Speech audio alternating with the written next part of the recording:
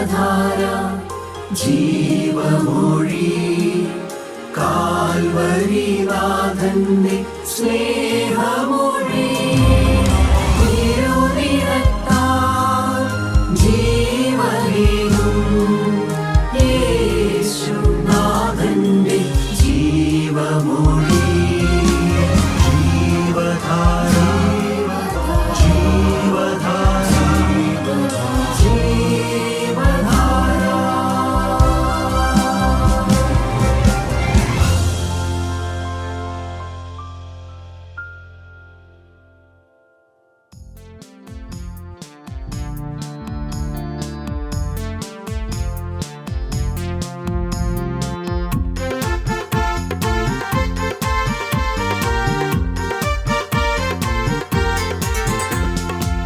കാന്തനമേശു വെളിപ്പെടാറായി കാന്തയാം സഭയെ ചേർത്തിടാറായി. കാന്തനമേശു വെളിപ്പെടാറായി കാന്തയാം സഭയെ ചേർത്തിടാറായി. ദീപങ്ങൾ തെളിക്കാമുണർന്നിടാം കാന്തനമേശുവെ എതിരേൽപ്പാൻ. ദീപങ്ങൾ തെളിക്കാമുണർന്നിടാം കാന്തനമേശുവെ എതിരേൽപ്പാൻ. ഹല്ലേലൂയ പാടാം ആരാധിച്ചിടാം അല്ലലെല്ലാം തീരക്കാലമായി. ഹല്ലേലൂയ പാടാം ആരാധിച്ചിടാം അല്ലലെല്ലാം തീരക്കാലമായി. ശോഭയേറും നാട്ടിൽ വാനദൂതരൊത്ത് ശോഭയേറും നാട്ടിൽ വാനദൂതരൊത്ത് പൊന്മുഖം കണ്ടാരാധിച്ചിടാം. ശോഭയേറും നാട്ടിൽ വാനദൂതരൊത്ത് ശോഭയേറും നാട്ടിൽ വാനദൂതരൊത്ത് പൊന്മുഖം കണ്ടാരാധിച്ചിടാം.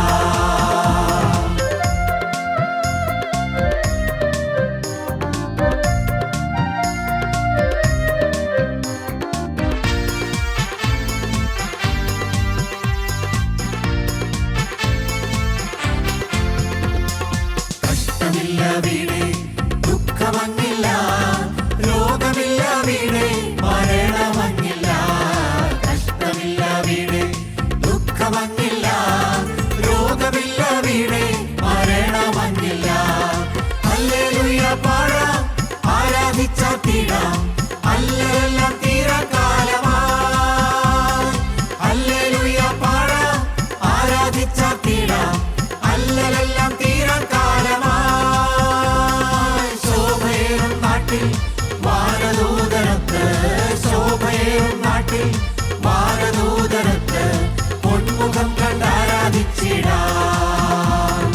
ശോഭയേറും നാട്ടിൽ വാനദൂതരൊത്ത് ശോഭയേറും നാട്ടിൽ വാനദൂതരൊത്ത് പൊന്മുഖം കണ്ടാരാധിച്ചിടാം.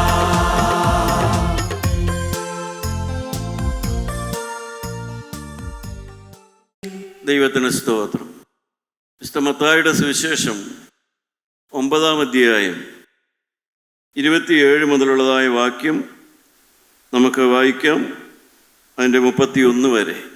യേശു അവിടെ നിന്ന് പോകുമ്പോൾ 2 കുരുടന്മാർ ദാവീദ് പുത്ര ഞങ്ങളോട് കരുണ തോന്നണമേ എന്ന് നിലവിളിച്ചും കൊണ്ട് പിന്തുടർന്നു. അവൻ വീട്ടിലെത്തിയപ്പോൾ കുരുടന്മാർ അവൻ്റെ അടുക്കൽ വന്നു. ഇത് ചെയ്യുവാൻ എനിക്ക് കഴിയുമെന്ന് വിശ്വസിക്കുന്നുവോ എന്ന് യേശു ചോദിച്ചതിന് ഉവ്വ കർത്താവേ എന്ന് അവർ പറഞ്ഞു. അവൻ അവരുടെ കണ്ണു തൊട്ടു. നിങ്ങളുടെ വിശ്വാസം പോലെ നിങ്ങൾക്ക് ഭവിക്കട്ടെ എന്ന് പറഞ്ഞു. ഉടനെ അവരുടെ കണ്ണു തുറന്നു. പിന്നെ യേശു നോക്കുവിൻ ആരും അറിയരുത് എന്ന് അമർച്ചയായി കൽപ്പിച്ചു. അവരോ പുറപ്പെട്ട് ആ ദേശത്തിലൊക്കെയും അവൻ്റെ ശ്രുതിയെ പരത്തി. ദൈവത്തിന് സ്തോത്രം. ധാരാളം കേട്ടിട്ടുള്ളതായ ദൈവത്തിൻ്റെ വചനം. അവരുടെ ആഗ്രഹം എന്താണ്? കണ്ണ് തുറന്ന് കിട്ടണം. കണ്ണ് തുറന്ന് കിട്ടണം. അവർക്ക് ആ സത്യം അറിയാം. അവർക്കുള്ളതായ ആ കുറവ്, ആ ബലഹീനത, ആ കഴിവില്ലായ്മ അവർക്ക് തിരിച്ചറിയാം. അവർക്ക് കണ്ണുകാഴ്ചയില്ല. ആ കണ്ണുകാഴ്ചയ്ക്ക് പരിഹാരം വേണം. ആ പരിഹാരം തേടിയാണ് അവർ വന്നിരിക്കുന്നത്. ഞങ്ങൾക്ക് കണ്ണുകാഴ്ച വേണം. ഈ കേൾക്കുന്ന ആരെങ്കിലും പറയുമോ? ബഹുഭൂരിപക്ഷം പേരും പറയുമോ ഞങ്ങൾക്ക് കണ്ണുകാഴ്ച ആവശ്യമുണ്ടെന്ന്? എനിക്ക് കണ്ണുകാഴ്ച ആവശ്യമുണ്ടെന്ന് നിങ്ങൾ ആരെങ്കിലും പറയുമോ? എന്തുകൊണ്ടാണ് പറയില്ലാത്തത്? ദൈവത്തിന് സ്തോത്രം. ദൈവമക്കളെ, ഞങ്ങൾക്ക് കണ്ണ് തുറന്നു തരണമേ എന്നാണ് അവർ പ്രാർത്ഥിച്ചത്. പ്രാർത്ഥിക്കുക മാത്രമല്ല, അവർ നിർബന്ധിക്കുകയായിരുന്നു, ഞങ്ങൾക്ക് കണ്ണ് തുറന്നു തരണം. ദൈവമക്കളെ, ജീവനുള്ള ദൈവം മനുഷ്യനെ സൃഷ്ടിച്ചപ്പോൾ കണ്ണുള്ളവനായിട്ടാണ് സൃഷ്ടിച്ചത്. കണ്ണുകാഴ്ചയുള്ളവനായിട്ടാണ് ദൈവം ഏദൻ പർദീസായിൽ മനുഷ്യനെ സൃഷ്ടിച്ചത്. ആ പർദീസായിൽ ആദാമിന് 4 കാര്യങ്ങളാണ് അവൻ്റെ കണ്ണുകൊണ്ട് സാധിച്ചത്. കണ്ണുകൊണ്ട് 4 കാര്യങ്ങൾ സാധിച്ചു ആദാമിന്. 1, അവൻ്റെ സൃഷ്ടാവിനെ കണ്ടു. അവൻ്റെ ദൈവത്തെ കാണാൻ അവൻ്റെ കണ്ണ് ഉപകാരപ്പെട്ടു. അവൻ്റെ ദൈവത്തെ കാണാൻ അവൻ്റെ കണ്ണ് അവന് ഉപകാരപ്പെട്ടു. 2, അവൻ്റെ ഭാര്യയെ കാണാൻ അവൻ്റെ കണ്ണ് അവന് ഉപകാരപ്പെട്ടു. ഭാര്യയെ കണ്ട് അവളെ സ്നേഹിക്കുവാനും അവളോട് കുശലം പറയുവാനും അവളോട് ഒരുമിച്ച് ദൈവത്തോടു കൂടി ഇരിക്കുവാനും ആ കണ്ണ് അവന് പ്രയോജനപ്പെട്ടു. 3, ആ കണ്ണ് അവന് എന്താണ് ചെയ്തത്? ദൈവം അരുത് എന്ന് പറഞ്ഞത് നോക്കുവാൻ അവൻ്റെ കണ്ണ് പിശാച് ഉപയോഗിച്ചു. ദൈവം കൊടുത്ത കണ്ണ്, ദൈവം വിലക്കിയത് ആകർഷണീയമാണ്, നല്ലതാണ് എന്ന് കാണുവാനായിട്ട് അതേ കണ്ണ് തന്നെ പിശാച് ഉപയോഗിച്ചു. 4, ആ കണ്ണ് മറ്റൊരു കാര്യത്തിനു കൂടെ പ്രയോജനപ്പെട്ടു. അതെന്താണ്? ജീവനുള്ള ദൈവം ഉൽപ്പത്തി പുസ്തകം 3-ാം അധ്യായം 24-ാം വാക്യത്തിൽ പറയുന്ന പോലെ ആദാമിനെ ഏദൻ പർദീസായിൽ നിന്ന് ഇറങ്ങിപ്പോകാൻ പറഞ്ഞ് ഇറക്കി വിടുമ്പോൾ തിരിയുന്ന വാളുമായി കെരൂബുകളെ കാണുമ്പോൾ അവൻ കണ്ണുനീരോടുകൂടെ ഇറങ്ങിപ്പോയി. പ്രിയപ്പെട്ടവരെ, ഒരു പരാജിതനെ പോലെ, ലജ്ജിതനെ പോലെ ഞാൻ ദൈവത്തെ വേദനിപ്പിച്ചു എന്നുള്ളതായ ബോധ്യത്തോടെ കരയാനായിട്ട് ആ കണ്ണ് അവനെ സഹായിച്ചു എന്ന് ഞാൻ പറയും. ആ കണ്ണ് 4 ആ കാര്യത്തിനാണ് ഉപയോഗിച്ചത്. അന്നാണ് ആദാമിന് മനസ്സിലായി, ഈ കണ്ണ് ഒരു കണ്ണുനീര് ഉറവയുമായി ബന്ധിക്കപ്പെട്ടിരിക്കുന്നു. കണ്ണുനീരിൻ്റെ ഉറവയുമായി കണ്ണിന് ബന്ധമുണ്ട് എന്നും ധാരാളം കരയുവാനുള്ളതായ കണ്ണുനീര് കണ്ണിനോട് ബന്ധപ്പെട്ടുണ്ടെന്നും മാതാവിന് മനസ്സിലായി. സ്വന്തം അനർത്ഥം കണ്ടവൻ കരഞ്ഞു. അവൻ്റെ തലമുറയുടെ അനർത്ഥം കണ്ടവൻ കരഞ്ഞു. ദൈവത്തെ വേദനിപ്പിച്ചത് കണ്ടോർത്ത് ആ ആദാം കരഞ്ഞു. പ്രിയപ്പെട്ടവരെ, നാം വേദപുസ്തകം പഠിച്ചാൽ 5-ാമതായി മറ്റൊരു കാര്യത്തിന് ഈ കണ്ണ് പ്രയോജനപ്പെടുന്നുണ്ട്. അത് മോശയുടെ കാലത്താണ്. ദൈവം ന്യായപ്രമാണം എഴുതി കൊടുത്തു. അത് വായിക്കാനായിട്ട്, ദൈവത്തിൻ്റെ വചനം വായിക്കാനായിട്ട് കണ്ണ് പ്രയോജനപ്പെട്ടു. ദൈവമക്കളെ, നിങ്ങൾക്കതിന് പ്രയോജനപ്പെടാറുണ്ടോ? ദൈവത്തിൻ്റെ വചനം വായിക്കാൻ വേണ്ടി നിങ്ങളുടെ കണ്ണ് പ്രയോജനപ്പെടാറുണ്ടോ? നിങ്ങളുടെ കണ്ണുകൊണ്ട് ദൈവത്തിൻ്റെ വചനം വായിക്കണമെന്ന് നിങ്ങൾക്ക് നിർബന്ധമുണ്ടോ? നിങ്ങൾക്കങ്ങനെ ഒരു സമർപ്പണമുണ്ടോ? നിങ്ങൾക്കതിൻ്റെ ഒരു തീരുമാനമുണ്ടോ? എൻ്റെ സ്വന്തം കണ്ണുകൊണ്ട് ഈ വേദപുസ്തകം എനിക്കൊന്ന് വായിക്കണമെന്ന് നിങ്ങൾക്ക് ആഗ്രഹമുണ്ടോ? എനിക്കുണ്ടായിരുന്നില്ല. എന്നാൽ 35-ാമത്തെ വയസ്സിൽ ഉണ്ടാക്കി തന്നു ദൈവം യേശുക്രിസ്തു. അതുകൊണ്ടാണ് ചോദിക്കുന്നത്, നിങ്ങൾക്ക് അങ്ങനെ ഒരു ആഗ്രഹമുണ്ടോ? എൻ്റെ സ്വന്തം കണ്ണുകൊണ്ട് ഈ വേദപുസ്തകം ഒന്ന് വായിക്കണമെന്ന്. ദൈവത്തെ കാണാൻ കണ്ണ് പ്രയോജനപ്പെട്ടോ? നിങ്ങൾ പറയുക, ദൈവം അദൃശ്യനല്ലേ എന്ന് ചോദിച്ചേക്കാം. ഭാര്യയെ കാണാൻ കണ്ണ് പ്രയോജനപ്പെട്ടോ? ഭാര്യ സ്ത്രീയാണല്ലോ. ഭർത്താവിനെ കാണാൻ കണ്ണ് പ്രയോജനപ്പെട്ടോ? ഭർത്താവിനെയും ഭാര്യയെയും എല്ലാം കാണേണ്ടതുപോലെ കാണാൻ, ബഹുമാനത്തോടെ കാണാൻ, സ്നേഹത്തോടെ കാണാൻ, സഹതാപത്തോടെ കാണാൻ, ദൈവം ആഗ്രഹിക്കുന്ന പോലെ കാണാൻ നിങ്ങളുടെ കണ്ണ് നിങ്ങൾക്ക് പ്രയോജനപ്പെട്ടിട്ടുണ്ടോ? ദൈവമക്കളെ, കണ്ണുകാഴ്ച വേണമെന്നാണ് അവിടെ ചോദ്യം. നിങ്ങൾക്ക് ആർക്കും കണ്ണുകാഴ്ച വേണ്ട, എനിക്കും വേണ്ടായിരുന്നു. പക്ഷേ എൻ്റെ കണ്ണ് പ്രയോജനപ്പെട്ടു എന്ന് ചിന്തിക്കുമ്പോഴാണ് ഈ കണ്ണുവെട്ടന്മാർ പ്രാർത്ഥിച്ചതുപോലെ പ്രാർത്ഥിക്കേണ്ടതായ ഒരു ആവശ്യം എനിക്ക് ബോധം വരുന്നത്. മൂന്നാമതായി അവരുടെ കണ്ണ് അവർ ഉപയോഗിച്ചത് ദൈവം കാണരുത് എന്ന് പറഞ്ഞത് കാണുവാനും ദൈവം നോക്കരുത് എന്ന് പറഞ്ഞത് നോക്കുവാനുമാണ് ആ കണ്ണ് പ്രയോജനപ്പെട്ടത്. നിങ്ങളുടെ കണ്ണ് അപ്രകാരമായി തീർന്നിട്ടുണ്ടോ? അപ്രകാരമുള്ളതായ ദോഷത്തിനും അനീതിക്കും നിങ്ങളുടെ കണ്ണുകൾ നിങ്ങളെ വഞ്ചിച്ചിട്ടുണ്ടോ? ആദാം അവൻ്റെ കണ്ണിനാൽ വഞ്ചിക്കപ്പെട്ടു, പിശാചിനാൽ വഞ്ചിക്കപ്പെട്ടു കണ്ണുപയോഗിച്ച്.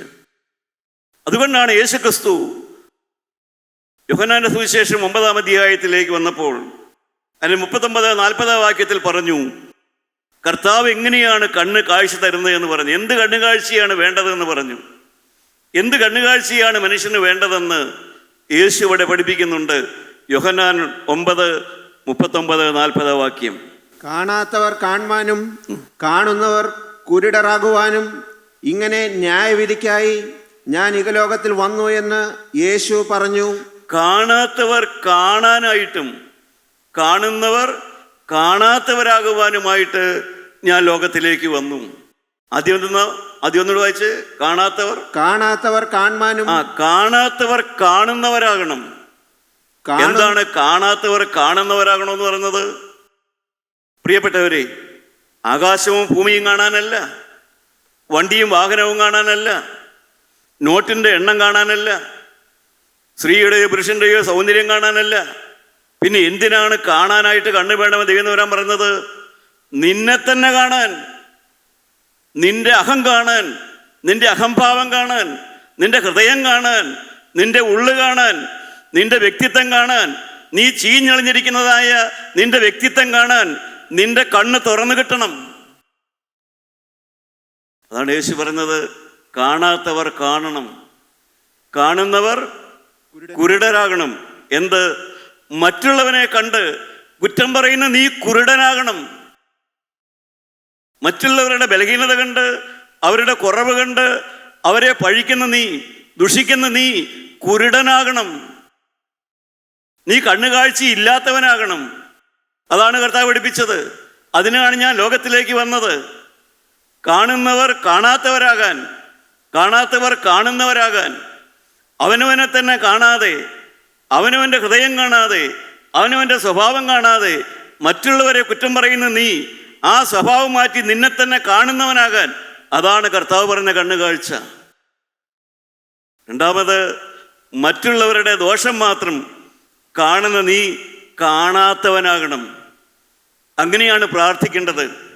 അന്ന് കണ്ണുപൊട്ടന്മാർ പ്രാർത്ഥിച്ചത്, കർത്താവേ ഞങ്ങൾക്ക് കണ്ണുകാഴ്ച തരണമെന്നാണ്.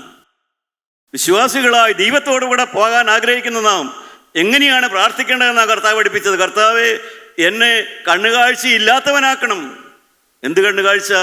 മറ്റുള്ളവൻ്റെ കുറ്റം കാണുന്ന ആ എൻ്റെ കണ്ണിൻ്റെ കാഴ്ച വേണ്ട, ആ കാഴ്ച എനിക്ക് വേണ്ട എന്ന് വെച്ചാൽ ഭൗതികമായ കണ്ണിൻ്റെ കാഴ്ച വേണ്ട എന്നല്ല പറഞ്ഞത്, പ്രിയപ്പെട്ടവരെ. കാരണം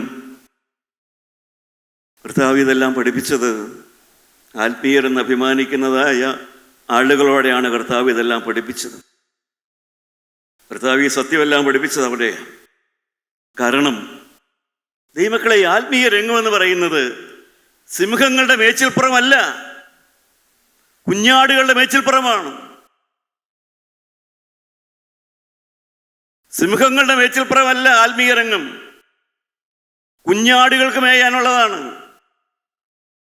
കർത്താവായ യേശുവിനെ ഇടയനോട് ചേർന്ന് നടക്കുന്ന ആടുകൾക്ക് ഭക്ഷണം കൊടുക്കാൻ അവർക്ക് മേയാനുള്ളതാണ് ആത്മീയ രംഗം എന്ന് പറയുന്നത്. അത് സിംഹങ്ങളുടെ വിഹാര കേന്ദ്രമല്ല. വാളെടുക്കുന്നവൻ വാളാലെ എന്നുള്ളതാണ് ദൈവത്തിൻ്റെ പ്രമാണം, ആത്മീയ പ്രമാണം. വാളെടുക്കുന്നവൻ വാളാലെ, ഇതാണ് ദൈവത്തിൻ്റെ ആത്മീയ പ്രമാണം. നമുക്കറിയാം, പത്രോസ് വീറോടെ, താനൊരു ആത്മീയനും നേതാവുമാണെന്നുള്ള ഭാവത്തോടെ പത്രോസ് വാളെടുത്തു. പക്ഷേ ആ വാളെടുത്ത പത്രോസിൻ്റെ പിന്നിൽ എത്രമാത്രം, ആ വാളെടുക്കുമ്പോൾ അവൻ്റെ ഹൃദയത്തിൽ എത്രമാത്രം സമർപ്പണമുണ്ടായിരുന്നു. അവൻ്റെ ഹൃദയത്തിൽ സമർപ്പണമുണ്ടായിരുന്നു. അവൻ വാളെടുക്കുമ്പോൾ ഹൃദയത്തിൽ സമർപ്പണമുണ്ടായിരുന്നു.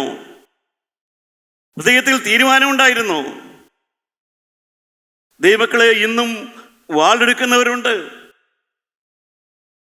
വചനമെന്ന വാളെടുക്കുന്നവനാണ് ഞാനും. എന്നെപ്പോലെ തന്നെ വചനമെന്ന വാളെടുക്കുന്ന അനേക ദൈവമക്കളുണ്ട്. അവരെയും കൂടെ ചേർത്ത് വെച്ചുകൊണ്ടാണ് ഞാൻ പറയുന്നത്, വാളെടുക്കുന്നവൻ ഓർത്തുകൊള്ളണം. പത്രോസ് വാളെടുത്ത് മഹാപുരോഹിതന്റെ ആ ചേവകന്റെ കാത് വെട്ടുമ്പോൾ അല്പനിമിഷത്തിനകം അവൻ യേശുവിനെ തള്ളിപ്പറയും. അത്രയ്ക്കുള്ള സമർപ്പണമേ ഉള്ളിലുള്ളൂ. അത്രയ്ക്കുള്ള സ്നേഹമേ യേശുവിനോട് ഉള്ളിലുള്ളൂ. പക്ഷേ ഭാവിക്കുന്നത് എത്ര വലിയ സ്നേഹമാണ്, ഭാവിക്കുന്നത് എത്ര വലിയ വീറാണ്. ദൈവമക്കളെ, എൻ്റെയും നിങ്ങളുടെയും എല്ലാം ആത്മീയ വീറും ആത്മീയമായ തീഷ്ണതയെല്ലാം അതൊന്ന് ദൈവത്തമ്പുരാൻ അളന്നു നോക്കുന്നുണ്ടെന്ന് ഓർത്തുകൊള്ളണം. അതുകൊണ്ടാണ് കർത്താവ് പറയുന്നത്, പത്രോസേ വാള ഉറയിലിട്. വാളെടുക്കുന്നവൻ വാളാലെ അവസാനിക്കുന്ന രംഗമാണ് ആത്മീയ രംഗം. അതുകൊണ്ട് ദൈവത്തിൻ്റെ വചനമെന്ന വാളെടുക്കുന്നവൻ ഓർത്തുകൊള്ളണം, ഇരുവായ്ത്തലയുള്ള വാളാണ് ഞാൻ കൈകാര്യം ചെയ്യണമെന്ന്. 2 തലയ്ക്കും മൂർച്ചയുള്ള വാളാണ് ഞാൻ കൈകാര്യം ചെയ്യുന്നത്. ഈ വചനം എന്നെയും പ്രിയപ്പെട്ടവരെ തിരിച്ചടിക്കുമെന്നുള്ളതാണ് സത്യം. അതുകൊണ്ടാണ് പറഞ്ഞത്, സിംഹങ്ങളുടെ മേച്ചിൽപ്പുറമല്ല ആത്മീയ രംഗം. സിംഹം പോലെ അലറുന്നവരെയല്ല വേണ്ടത്, കുഞ്ഞാടിനെ പോലെ അനുസരിക്കുന്നവരെയാണ് വേണ്ടത്.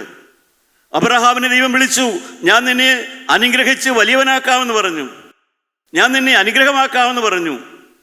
അബ്രഹാമിൻ്റെ വളർച്ച അനുഗ്രഹത്തിലായിരുന്നു. അബ്രഹാമിൻ്റെ വളർച്ച അനുഗ്രഹത്തിലായിരുന്നു. അനുഗ്രഹത്തിൻ്റെ പെരുപ്പമാണോ അവന് കിട്ടിയത്? അബ്രഹാമിൻ്റെ ആത്മീയ വളർച്ച അനുഗ്രഹത്തിലായിരുന്നില്ല. മക്കള്, കൊച്ചുമക്കള്, ബംഗ്ലാവ്, വീട്, സ്വത്ത്, കനാൻ നാട് മുഴുവനും അങ്ങനെയുള്ളതായ ഒരാത്മീയ വളർച്ചയാണോ അബ്രഹാമിന് കിട്ടിയത്? അബ്രഹാമിൻ്റെ ആത്മീയ വളർച്ച അനുസരണത്തിലായിരുന്നു. ദൈവമക്കളെ, നമ്മളൊന്ന് ആലോചിച്ച് നോക്കണം, നമ്മുടെ ആത്മീയ വളർച്ച ഭൗതികമായ അനുഗ്രഹങ്ങളിലാണോ അതോ ദൈവത്തെ അനുസരിക്കുന്നതിലാണോ? ഞാൻ എന്നെ തന്നെ നോക്കുന്നത്. എൻ്റെ ആത്മീയ വളർച്ചയെന്ന് ഞാൻ പറയുന്നു. മാനസാന്തരപ്പെട്ടിട്ട് 30-35 കൊല്ലം കഴിഞ്ഞു. എൻ്റെ ആത്മീയ വളർച്ച ഏത് രംഗത്താണ്? എനിക്കന്ന് ജോലിക്കാരനായിരുന്നു. പിന്നെ ജോലി കഴിഞ്ഞു, ജോലി റിട്ടയർ ചെയ്തു. എനിക്ക് അന്നത്തേക്കാൾ ഇച്ചിരി കൂടെ വലിയൊരു കാറൊക്കെ ഉണ്ടായി, വീടുണ്ടായി, മക്കളുടെ കല്യാണമൊക്കെ നടന്നു. അതിലൊക്കെ ആയിരുന്നോ എൻ്റെ ആത്മീയ വളർച്ച? അതോ ഞാൻ കൂടുതൽ ദൈവത്തിൻ്റെ വചനത്തെ അനുസരിക്കുന്നവനായോ? ഞാൻ കൂടുതൽ സ്നേഹമുള്ളവനായോ? ഞാൻ കൂടുതൽ വിനയമുള്ളവനായോ? ദൈവത്തിൻ്റെ വേല ചെയ്യുന്ന, ദൈവത്തിന് മാനസാന്തരപ്പെട്ടു എന്ന് പറയുന്ന പ്രിയപ്പെട്ട സഹോദരങ്ങളെ, നിങ്ങളൊന്ന് ആലോചിച്ച് നോക്കൂ. നിങ്ങളുടെ ആത്മീയ വളർച്ച അനുസരണത്തിൻ്റെ അളവിലാണോ? അബ്രഹാമിൻ്റെ ആത്മീയ വളർച്ച അവൻ്റെ അനുസരണത്തിലായിരുന്നു. മറ്റൊന്നിലും അബ്രഹാമിന് പുകഴാനില്ല. പക്ഷെ ഒരു കാര്യത്തിൽ അബ്രഹാമിന് പുകഴാനുണ്ട്. നീ എന്നെ അനുസരിച്ചതുകൊണ്ട് ഞാൻ നിന്നെ ഐശ്വര്യമായി അനുഗ്രഹിക്കും. സ്വർഗത്തിൽ അബ്രഹാമിൻ്റെ മടിയിൽ വിശ്വാസികളെ ചേർക്കുന്നു. പ്രിയപ്പെട്ടവരെ, ദൈവത്തിന് സ്തോത്രം. നമ്മുടെ ആത്മീയ വളർച്ച അനുസരണത്തിലൂടെ നമുക്ക് തെളിയിച്ചു കൊടുക്കാം. നമ്മുടെ എല്ലാ കുടുംബങ്ങളിൽ നമുക്ക് സ്നേഹിക്കാൻ തുടങ്ങാം. അവിടെ തുടങ്ങട്ടെ അനുഗ്രഹം. അവിടെയാണ്. വീട് വലുതാകണം, വിദ്യാഭ്യാസം വേണം, രോഗം മാറണം, പട്ടിണി മാറണം, കുഞ്ഞുങ്ങൾ പിറക്കണം. ഇതെല്ലാം നമ്മുടെ ആഗ്രഹങ്ങളാണ്. പക്ഷേ ജീവനുള്ള ദൈവത്തിൻ്റെ മുമ്പിൽ നാം ദൈവത്തെ സന്തോഷിപ്പിക്കുന്നത് ഭൗതികമായ നന്മകൾ നേടിയല്ല, കൂടുതലായി ദൈവത്തെ അനുസരിക്കുന്നവരാകുക,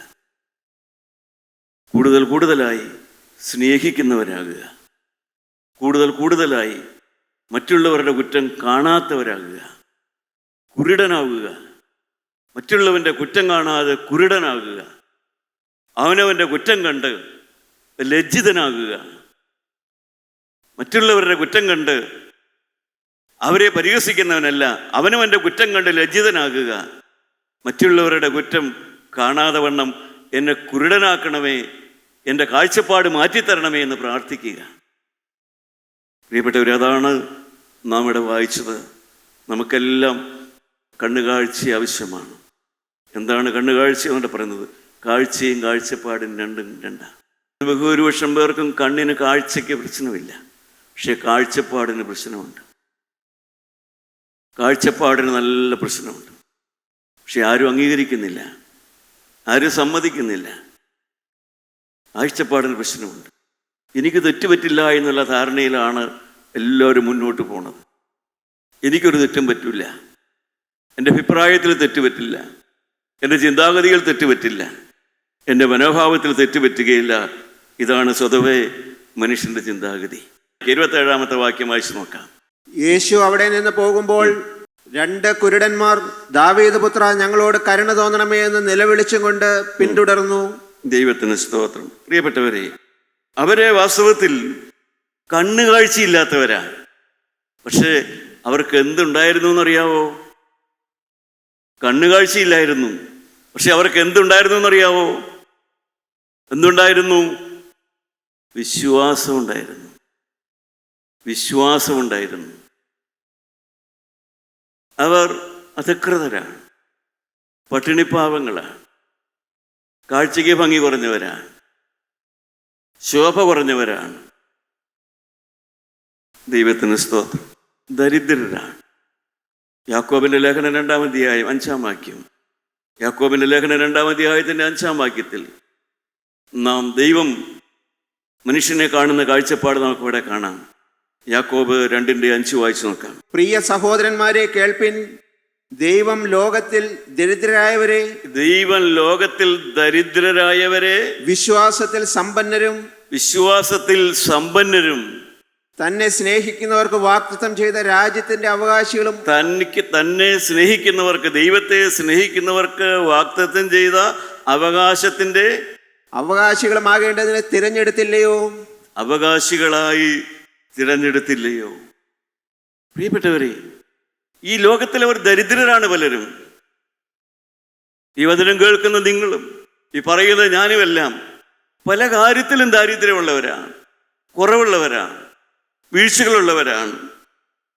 എന്നാൽ ദൈവമക്കളെ, നാം എന്താണ് വായിക്കുന്നത്?